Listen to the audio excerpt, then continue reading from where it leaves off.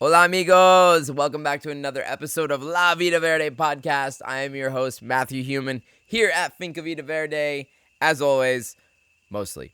My guest today is Zarrabi. He is a husband and a father. He is a producer and a content creator. He's one half of the YouTube influencer family, Kristen and Sia of Hopscotch the Globe. He is also my neighbor in the Aligria Eco Village across the street. He's got so many interesting stories. It's going to be a great episode. We hope you enjoy.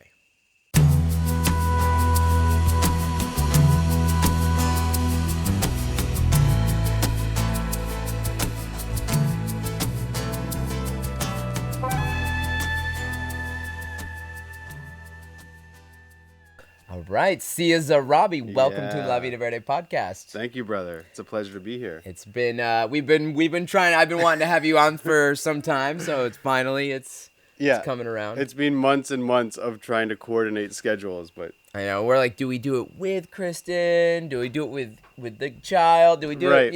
How do we do it? No, but I think this is the best. This worked out for the best. So you just moved into your house. Yes. Right across the street. Yeah, and it's a very unique space. It's literally like 5-minute walk from here. I couldn't believe how fast it was to get here, and we're so happy with it. Like we have a vintage Airstream, so we have an Airstream from 1976 that we traveled around North America in for like 5 years. Right. Raised our daughter in there. We lived in national parks and in mountains and like by the beach. It was amazing. We loved it so much.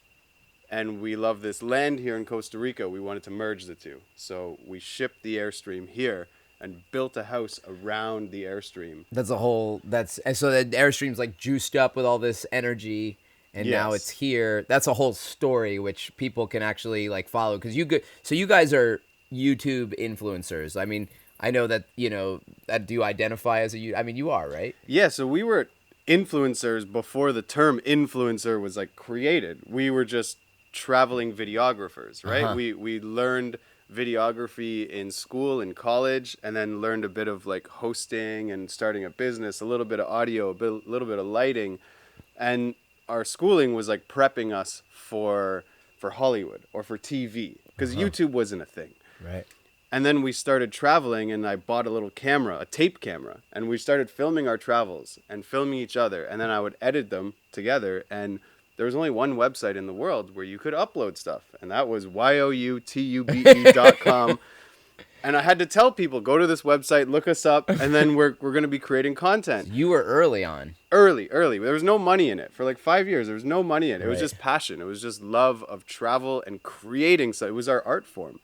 And we now have like over 700 videos on YouTube. Amazing. And of over 65 countries. And lots of followers. And yeah, we've built up an audience base where we can now do this full time. We can have employees. We can have people helping us, and live here in the jungle. That's so cool, man.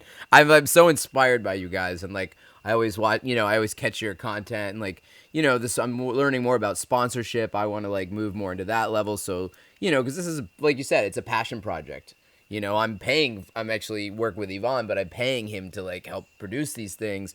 And, it'd be nice if like it somehow paid for itself, or even better yet, like we actually could generate income off this. So I'm really inspired to talk to you more about that. And that kind of lifestyle. So that's really cool. You guys, you met Kristen in college? In high school. High school. You're high school. Were you high school sweethearts? We are. Yeah, we are. Oh, that's so sweet. I remember like first week of high school, I saw her and I'm like, God damn. I'm like, that girl's way out of my league. Like, there's no way. Oh my God, that's so cute. And then we became best friends. And then like 2 years after being best friends, she kissed me and confessed her love. And we've been together. This year will be 20 years. Oh my God, Sia, this is like my high school dream. Like, you have lived my high school dream. I had that, we all had who didn't have that fantasy, like, of the cutest girl in school that you were like in love with, but you got it, bro. I got her. That's so cool. So where did you guys grow up? We grew up in Canada, near Toronto, in a little town called Brampton. And we love it. Like, we love Toronto. It's like one of our favorite cities. But we came to Costa Rica like 12 years ago, and something about it called to us. 12 years ago. Yeah, just for a visit, like a week-long visit, and it's something like clicked. And I didn't know why, because we had traveled a lot. Like, we've been to over 65 countries. I don't feel this way towards any of those other countries. Like, Really? Costa Rica had something else that just pulled us in. And I ignored that for 12 years. And then all of a sudden, like, we're living here now, right? Like, it planted a seed. That's amazing. And just so, I guess it's nice to hear this because I haven't traveled much, actually. I traveled the U.S. a lot. Like, I toured, many years with my band and saw a lot of the U.S., but I never made it to Europe. I never made it to Asia. I want to, I will. I'm inspired by your videos, of course. But, like, for me, it was like I've been to Canada, I've been to Mexico, I've been to Hawaii, and now Costa Rica. This is actually and I made it to Nicaragua to do a border run at one point. So this is like only my third country, and I feel that same sense. I'm like, I guess I feel fortunate that I have gravitated here. If this is one of the best countries for somebody who's traveled that much, it's really inspiring to hear that. Absolutely. Can you say like what it is like? Put it into words or not so much? Well, yeah, I remember the moment, actually. It was a banana peel. A banana peel made me move to this country. Not even lying. We were on a tour, and we were getting out of like a tour bus, and I was eating a banana. And I asked the driver, I was done my banana, and we were in like the jungle, and I'm like, can I throw this banana in the jungle? He's like, of course, it's natural. But he looked at me dead in my eyes, and he said, you never throw anything plastic in my country. And I'm like, wow. Like, I have goosebumps thinking about it because that guy really cared about his country.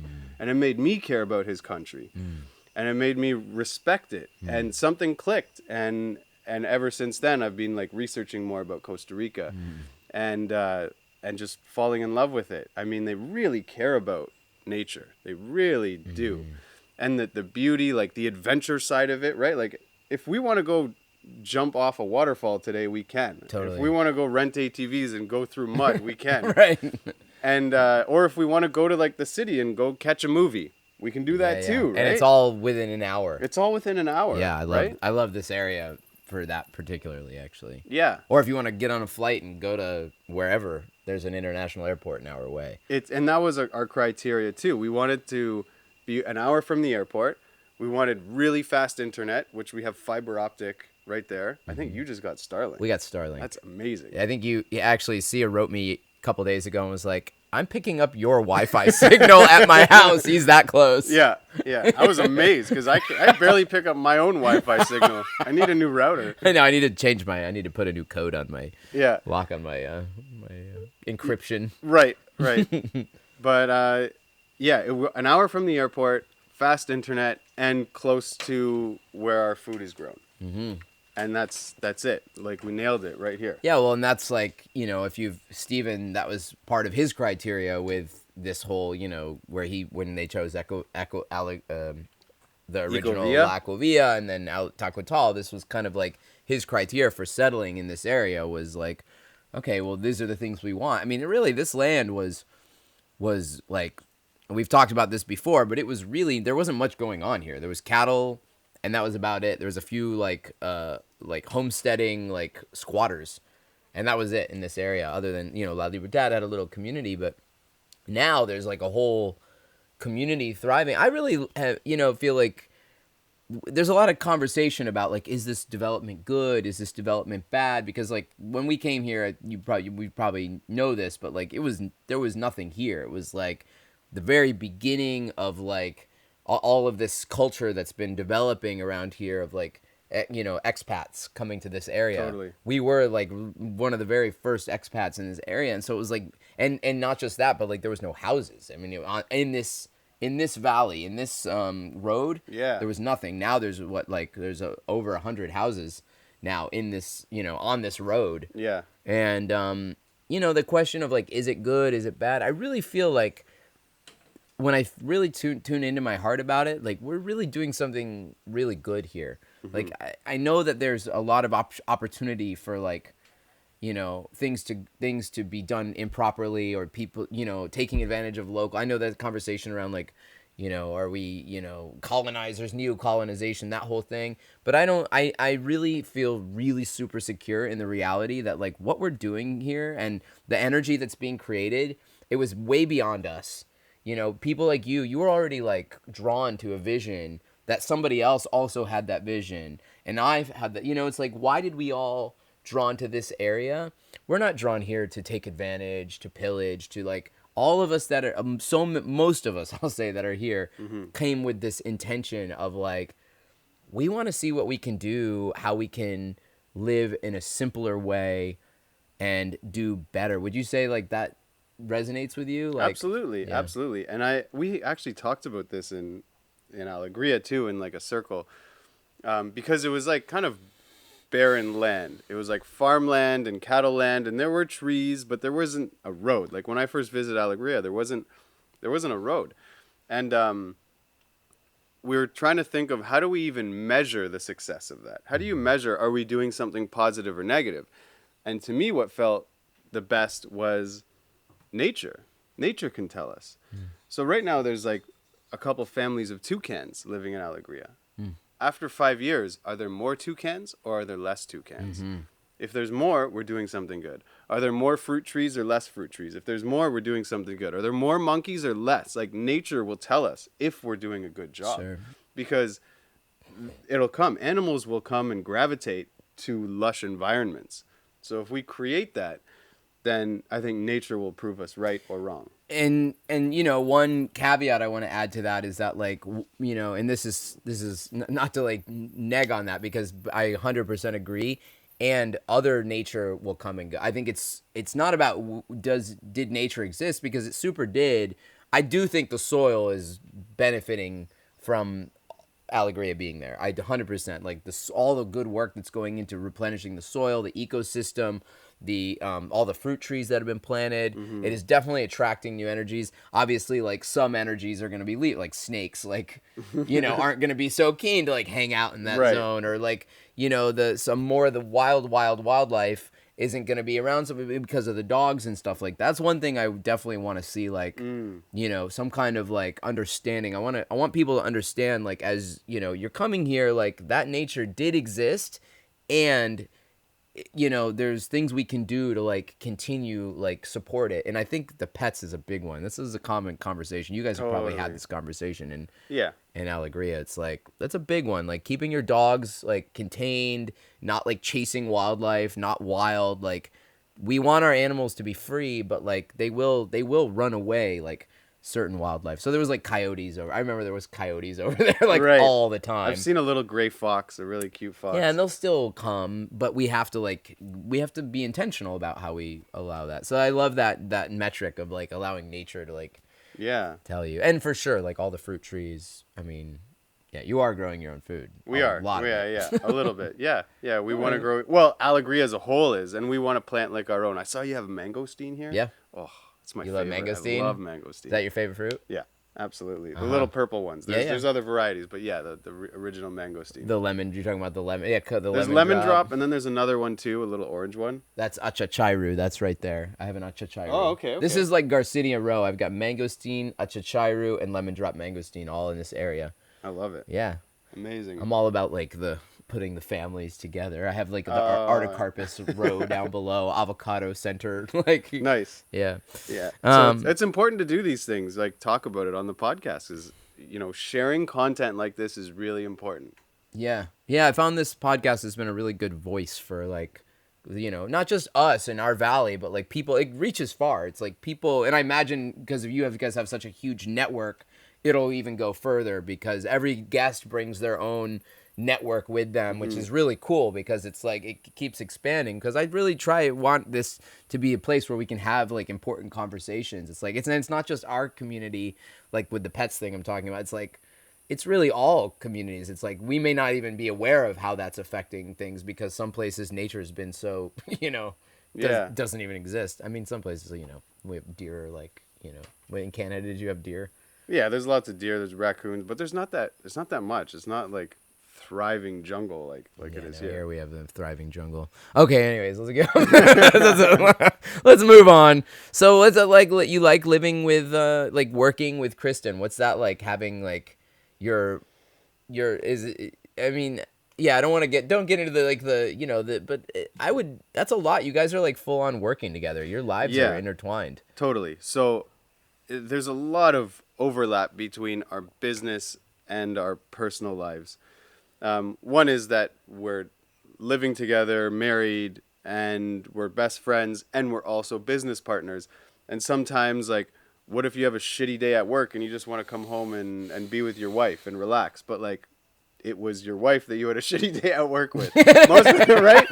Not saying that always happens, but these are conflicts that happen when you're in a working relationship with like your lover, your partner. Yeah. And I think over the years we've become very good at trying to separate that and know when like this is now personal time and this is work time, and we can go into totally different modes, right? Like we can speak to each other a little bit differently, maybe more direct when we're in work mode, because that's how we might have been with like a coworker. This is so cool. I love this conversation. This is great. Thank you for sharing this and being so candid, because I was like, is this treading on like danger zone? I don't want to I don't want to create any rifts, but I'm totally curious about, because I love that idea of working with a partner and like, how do you make it work? Like you guys are an example of that. Absolutely. Thank you. Yeah. Yeah. And I mean, also our work and our personal lives are intertwined because what we share online is our personal lives. Mm-hmm. So we're filming ourselves like renovating the Airstream, which like a family might do behind the scenes and never film it, never have to be part of their work. So the line between when is this personal and when do we start filming and making it business is a little bit blurred sometimes, right? We're not sure when to bring out the camera, when not to. Now, over doing it since 2010, we've become a lot better at it. Uh-huh. And I find that we don't bring out the camera as often because we know exactly what we need. We know when to shut it off, and we know when to go back into like personal lives. But yeah, it's definitely been a challenge in the past for sure. Is like knowing where does that line stop. Mm-hmm. And I think that a lot of couples that probably work together have struggled with that at one point or another. Yeah, well, at some point we want to have Louie and Raya on too. I'm curious. I'll ask them the same question, and we'll have Kristen on too. Yeah, we'll do it see together. What she says. She'll say the exact same thing. I'm sure. I'm sure, and I know I can also sense, like I know knowing you too, and like what you've already shared is like there's a deep respect that you have for each other, which is that basis is so beautiful, like just to witness and like. And I see it in your child too, like how like she blossoms through it and like the playfulness and yeah, good man. So and where can just while we're on the topic, where can people follow your adventures? Yeah, so we have a blog, hopscotchtheglobe.com. We also have a YouTube channel under Hopscotch the Globe, or you can type in Kristen and Sia and you can find us there. We're also on Instagram, and we haven't really dove into much TikTok, but like it exists. It exists. It's just another thing. But YouTube is our main platform. That's where we get a lot of our business opportunities. That's where we share the most content. That's where we have about 700 videos, and then like we have Facebook. We have all the stuff.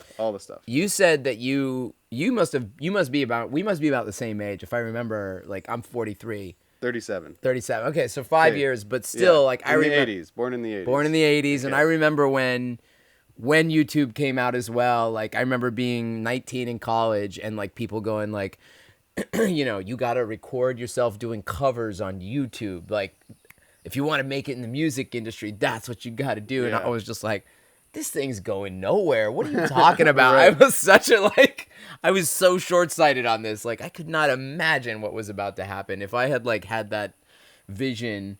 So you guys went into film, like you wanted to be like in, what was the attraction to like being in film and you said Hollywood we just TV? wanted to be like creative. We just wanted to be creative, and we liked the idea of being on camera, either in front of the camera or behind the camera. And we both kind of learned both roles. I'd say she learned a little bit more in front of the camera, and I learned a little bit more behind the camera. Uh-huh. And over the years we just kind of flip flop. Like like we can either one of us can be behind the camera and the other can be in front, Right. or vice versa. Like when we filmed CDO's video, like we were there like showing her house and stuff. We just decided on the spot, hey, who's going to be on camera? Because it didn't really matter, right? We're both good on camera. We're both good behind the camera, and that's what makes it fun.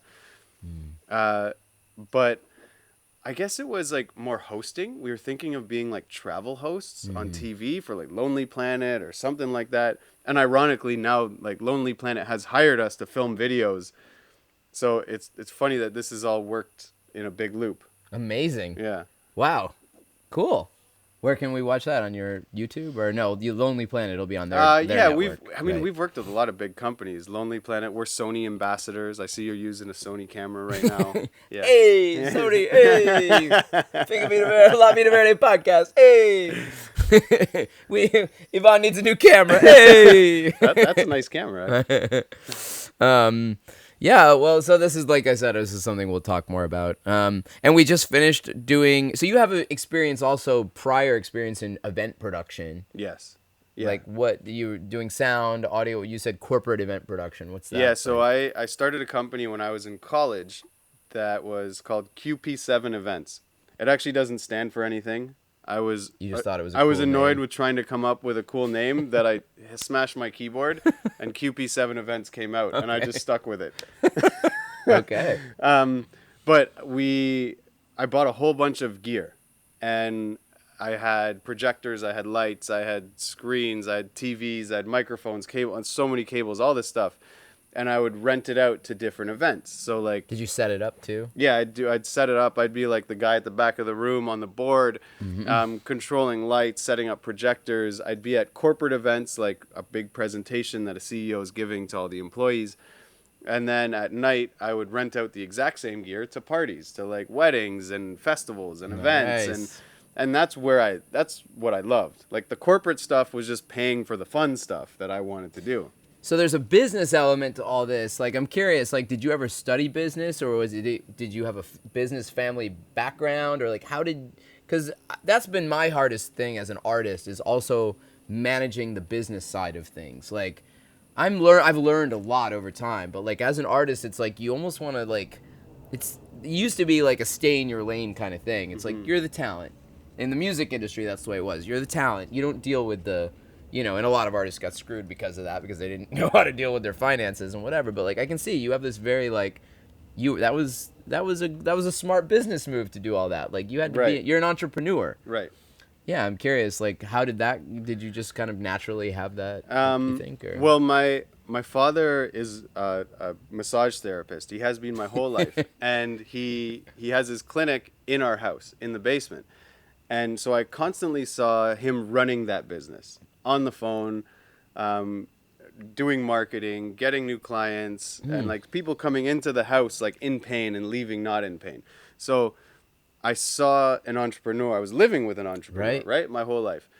And then I wanted to be in something creative. My dad's also a musician. He's on Spotify too, right? I remember. Yeah, you've met him. I've checked him out. And I went to school it was called corporate media production. So there was a video element to that, which I loved. There was like editing, there was lighting, there was also a course on just how to start your own business. There was business. There was a courses. business element to that. How do you invoice someone? How do you write a proper email? How do you acquire new clients? And then I started this company because I thought it was fun. Like I loved throwing parties. Like throughout high school, I'd throw parties and I'd love it. And that was exciting to me. And then I just made that more professional, right? I can throw bigger and better parties all the time, kind of like what we did at New Year's, but I would just try and do all that stuff myself. I'd rent a bus for the friends. I'd rent a space. I'd buy all the drinks. I'd hire bartenders. I'd do all this stuff. And I fell in love with it. And at the same time, Kristen was also starting Hopscotch the Globe. And we were both running our businesses separate. And she started Hopscotch. She started Hopscotch the Globe, business, yeah. And it was like just out of this little apartment in Toronto that we both started these companies, and they were both starting to do well. And then I saw her starting to like travel the world and getting paid for it. And I'm like, I really like what I do, but I love what you do. Yeah, like, and I also, you probably wanted to be with her. Yeah, and she was like away often, so I thought like, hey, I'll sell my company, I can join forces with you, and then I can help out so much with like, behind the camera stuff and editing and like the marketing side, acquiring new clients, like so. When I sold my company and joined with Hopscotch, we got to do it together, and it was amazing. That's really amazing. So she was out going around doing things kind of around the world without you for a while. For a little, yeah, for a few years, I'd say. That's amazing. You guys just had a lot of, like good security in your, because she was young and cute and like traveling the world. Like you just trusted her a lot. Did you ever absolutely. Get, she's still young and cute. She's still young and cute. She definitely is. No, I'm not saying that. I'm saying like, but like we're talking like early 20s. Like. Totally. Yeah. So a lot of our relationship has been leaving in long distance. I guess the original part of the relationship, like the first 8 months of our relationship, 4 months she was living in South America on an exchange program. So like we were starting our relationship, and then it had to be long distance. That's cool. And it built a lot of trust and confidence, and like even now, like we've been together 20 years, and we tell each other like, if you need to leave and go somewhere, go. Right. Like do it. It's your life too, right? I guess you'd have to get together that long. Like, and you both have an adventurous spirit, so it's like you both understand the need to like explore and be out on your own. Absolutely. Yeah. Yeah, it's really important. And I was just in Panama, like living with tribes and living on an island by myself. And I know she was in not Ecuador, where she was somewhere in South America too, Peru. She was in Peru recently. Right, like yeah. So having like solo trips is so important to us because I'm a better version of myself when I get to do that. Mm-hmm. And I miss missing her. It's a weird sentence, but I miss the feeling of missing my wife or missing my family because we're together so often. I don't get to feel that, and that's actually a nice feeling. Yeah, that's amazing. So, before because I wanted to just so you have your own channel that you do too, or like how does that work? Or does everything go under Hopscotch the Globe? Everything goes on Hopscotch.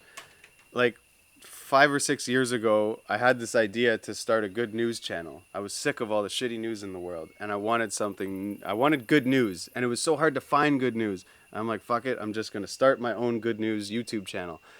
And I did, and I loved it. It was amazing. I still think about like restarting it because I think a lot of the world needs to hear all the good news that's happening around the world, and there's a lot of it.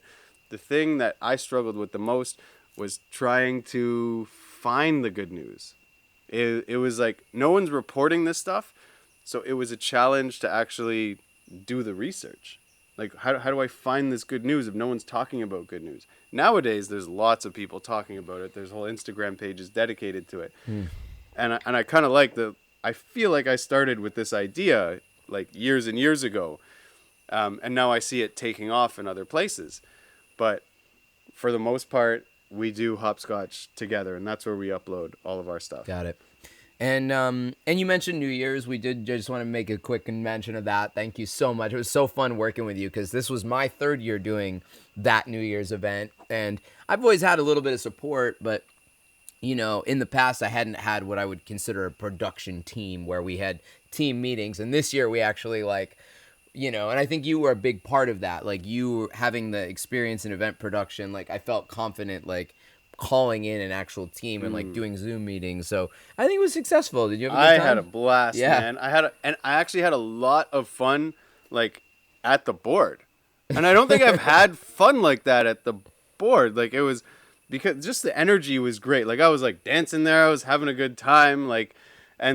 If people needed levels adjusted, I'd adjust levels, but I was still dancing while I was doing it. Like it was just a great energy and a lot of fun. And I'm glad that's happening here because I miss that of my past. I miss throwing parties. I miss having events. And I'm so grateful that you do this because I want to do more of it together. Yeah, let's do it. We've been talking about it for a couple years, actually. Like when we started talking, we talked about going in on a sound system at one point. And yeah, no, I want to, and next year it's just, now we know a little bit more of how we can work together and like what we're capable of, what each other's strengths are, and the whole team in general, it's really like, yeah, no, we need to have events. It's super important. It's what brings the community together. And I think it's a super important, especially for like big, New Year's is like a big one. But like, we could do a lot more here, man. Like, as this community grows, I could see, one of my visions for Finca Vida Verde is to be an event center.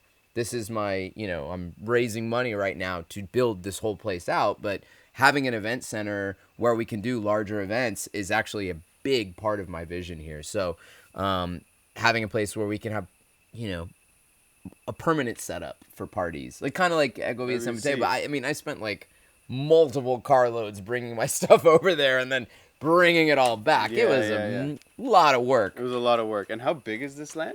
Right now we are 2.25 acres, but 2 3/4 acres, but we're actually in an expansion right now. Oh, neat. So we'll have So I'll tell you more about that later. Nice. But we have this opportunity to grow and have a much bigger space. So yeah, we kind of outgrew it for this year. It was like, with the space we're dealing with, like the way things are set up right now, it was too much to do it all here. We did the first 2 years right here, actually. This was the stage. Oh, cool. Where you weren't here last year, no? No, I wasn't. That was like, we had a little tent over there, and that was the chill zone, and nice. The Village Witches was right there, and this is, it was super quaint. But we wanted to be able to invite kids in, and Marcelo, fortunately, like offered us the space, which is very kind and generous of Ego Vida San Mateo and Marcelo. Yeah. So grateful for that, and we'll see. It'll happen. So just the concept that I can be here in the jungle, and there's still events and like throwing parties in the jungle. Hell yeah, I want to do that. 5 minutes. That's amazing. 5-minute walk. Eventually, it's gonna be a 5-minute walk from your house. Like that's the plan. So let's keep talking about this, and we'll get there. And last, I just want to touch on Aligria because there's so much we could keep going on, but I wanted to talk about Aligria. Like, how did you, I know it's a big conversation, but like, how did you originally come there? And we went to Envision. So we were at Envision with our daughter. She was 1 year old at the time, and then we kind of like knew Steven a little bit through a mutual friend. This is pre-COVID. Pre-COVID, yeah, but we didn't know like he was starting Aligria or anything. We just kind of knew that he was a friend of a friend. And then I bumped into him and I said, "Hey man, like how's it going? Like I'm Sia, we've been chatting online." And he's like, "Oh, you should come check out our booth." And that was the not the Punta Mona booth. There was a lot of Puntamonians there, but it was the Aligria booth. Uh-huh. And it just felt right. Me and Kristen were like, "I feel like we should go check out this place." So we extended our flight, came here, saw the land, fell in love with it, but we had just bought a house in Canada. Like we weren't ready to buy something else. We didn't have the finances to do that. So we went back home and then kept thinking about it. And then we just pulled the trigger, sold our house in Canada. You sold it. You just bought it. We just bought it. And you sold it. Like I think we sold it a year after we bought it. And the market went crazy, so we sold it for like great money. But good. Yeah, and used all the profits to pay for our land, and it was amazing. But it was Envision that brought us here. And then I met you after Envision. Must have been the after party at Punta Mona.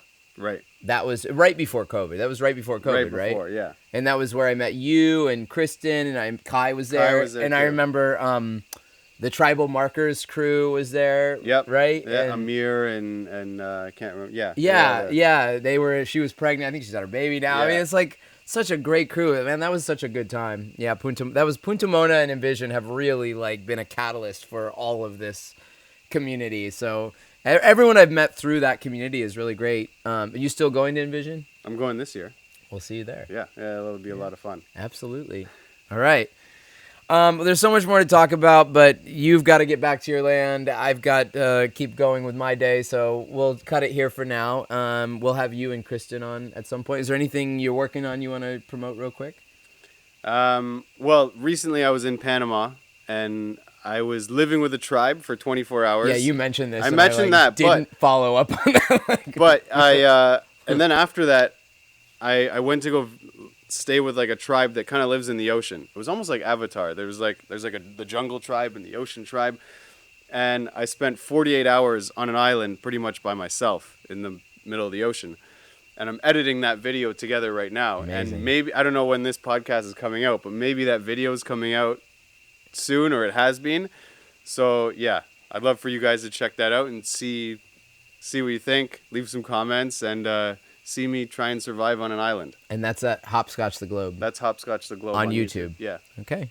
We'll follow that for sure. Man, it was so nice to just sit here and chat with you. I was saying before, like, we haven't actually chatted like this, right? Like, we see each other in passing and we say hi. We chat about fun things, but to sit down and have like a locked in like half hour to like look you in the eyes and talk to you, right? Like, it's so nice. Yeah, bro. So thanks you for coming. Well, Thank you're you, my brother. neighbor. Oh, yeah. See ya.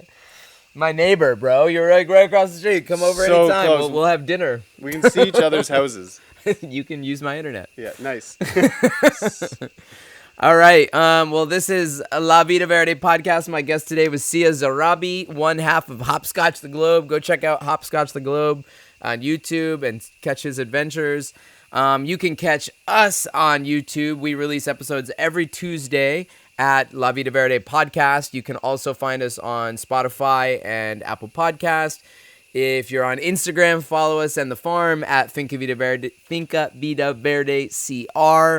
We are on Facebook. We also have a Patreon. We are completely self-funded at this point, so we completely rely on your contributions. If you love this content, please consider going and joining our Patreon, patreon.com/La Vida Verde Podcast. Sony, if you'd like to sponsor us, we would love a new camera. Okay, that's it for this episode. We'll see you next time. Pura vida. Pura vida.